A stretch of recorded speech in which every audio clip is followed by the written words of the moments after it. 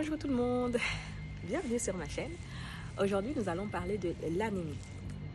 Alors l'anémie est l'une des maladies les plus fréquentes au monde, mais malheureusement toujours sous-diagnostiquée, que ce soit en Afrique ou dans la diaspora noire. Selon l'OMS, 25% de la population souffre d'anémie, soit environ 1,6 milliard de personnes. Alors, dans le jargon médical, l'anémie c'est quoi? L'anémie est une diminution du taux d'hémoglobine dans le sang.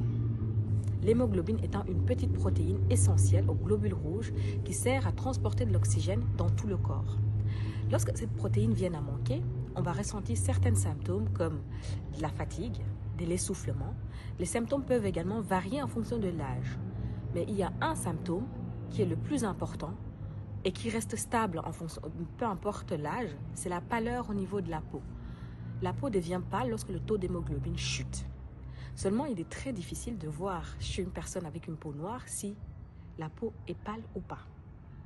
Je vais vous montrer 3 alternatives à rechercher devant un patient ou devant une personne dont vous soupçonnez qu'il souffre d'anémie.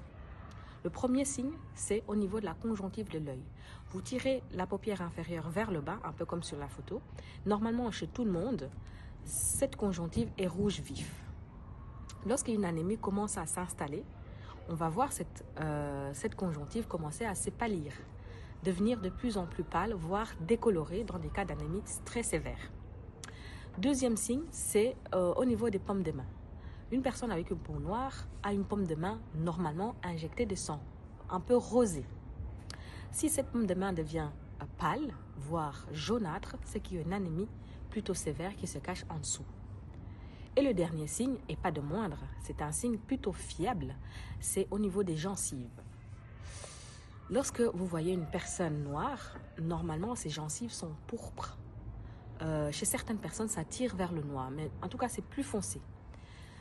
Lorsqu'il y a une anémie précoce qui s'installe, ces gencives vont commencer à s'éclaircir de plus en plus. Et c'est un signe plutôt fiable, donc n'hésitez pas à jeter un coup d'œil devant le miroir. On ne sait jamais.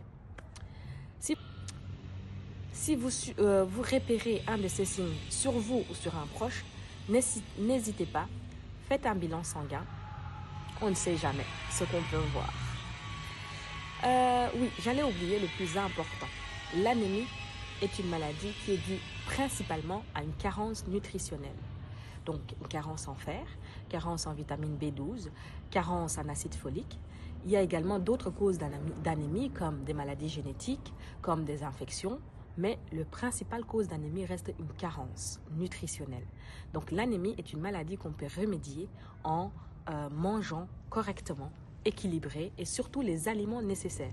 Donc n'hésitez pas à me dire en commentaire si vous avez besoin d'une vidéo sur laquelle je détaille les aliments riches en fer, riches en acide folique ou encore riches en vitamine B12.